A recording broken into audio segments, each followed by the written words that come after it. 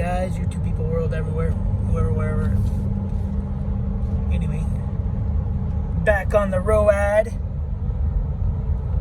getting some miles. Got 173, something or other, 600 something. Anyway, yeah, exhausted, and I am wore out. So I was working down in LA area, Los Angeles, and yeah, someone came and took my job, got displaced. Someone came and bumped me. So the manager didn't want me to leave because the guy that came and bumped me didn't have a hazardous endorsement. So who has a hazardous endorsement? Not you guys, but this guy recording. So the guy that came and displaced me, he got abolished. I think I explained it all. Anyway, he got abolished because he didn't have a hazmat on another group of guys working. Came, took my job. First day there, first day back, he came, took my job, and he has to do a one-on-one, basically like an interview thing with the manager. So while he was doing that for like 3 or 4 hours, I had to use the backhoe, because that was my job title, was backhoe operator, truck driver. Anyway, he was doing his little thing, and then I went, changed like 2 or 3 ties, and then I had to scoop some rock, a bunch of rock, and then shove it over so that we can shift the track over. Anyway, I did all that. The foreman yelling at me to do it. I'm like, dude, it's not my job. Call your backhoe operator that bumped me, that displaced me. He's like, come on, man, just do it. I was like, all right. So anyway, did all that. Went, parked the backhoe. Nothing wrong with the backhoe. But backhoe runs perfect, drives perfect. Everything's fine with the backhoe. This dude gets on the backhoe, calls me and says, hey, Fonz, brakes won't release. I'm like, what are you talking about? And he goes, yeah, I pushed the parking brake and it won't release. I'm bringing it down to you. And I said, what? What do you mean you're bringing it down to me? You're bringing it down to me with the brake on? He goes, yeah, I'm just powering through. So it means he put it in gear and you're driving the backhoe with the brakes on. I was like, hey, don't do that. I'm all, just stay right there. I'll be right there. So I had to finish doing some stuff. I had to pull spikes and do some other stuff. And I said, I'll be there when I get done with this little task I'm doing. So all of a sudden he pulls up in the backhoe, and I was like, oh, he must have figured it out. And he goes, okay, Fonz, so show me how to release the brake. I'm like, what? I'm like, why? And it's a half mile at least from where the backhoe was to where I was working. He's like, okay, show me how to release the brake. And I was like, what? Why would you drive it all the way over here like this? He's like, well, I had to come down here. I said, no, that's not how it works. If you have a problem, you don't continue to run it. Anyway, yeah, I don't know, a glass truck. That's what I used to do. I used to drive one of those, exactly like that truck. Anyway, so I'm like, all right, put it in gear.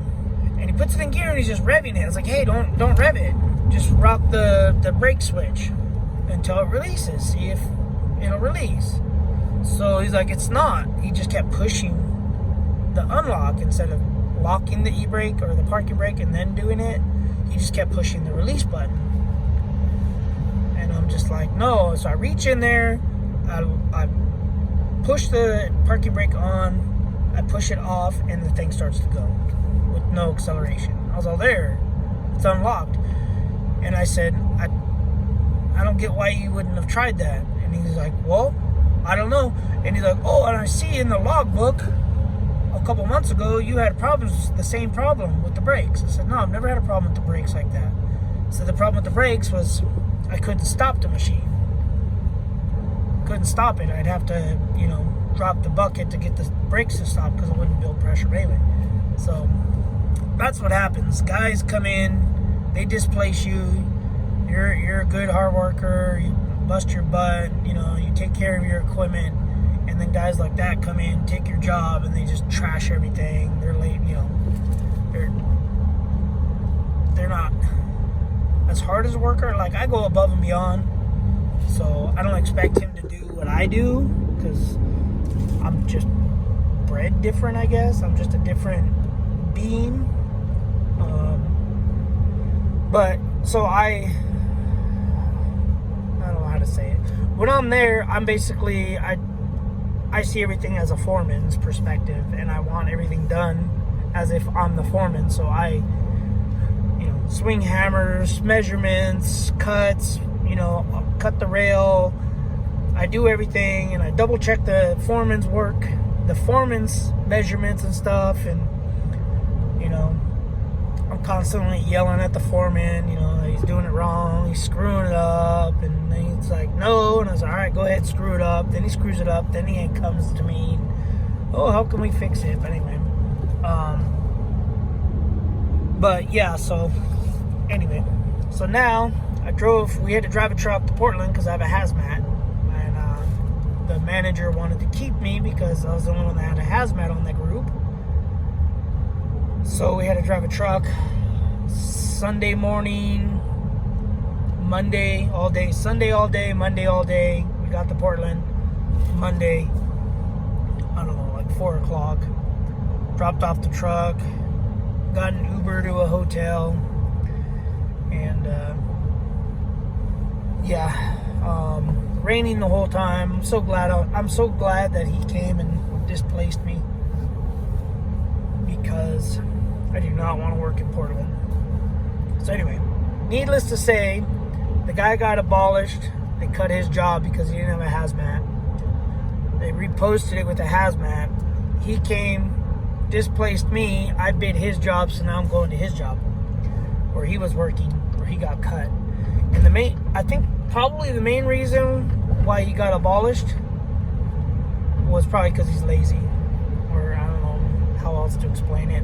Lazy, or just doesn't want to do anything else except for hide in a backhoe, is what I was told. So when you do that, they'll find an excuse to abolish you. So they found out he didn't have a hazmat, so they said, hey, we're going to abolish you, because why do you need a hazmat on a backhoe?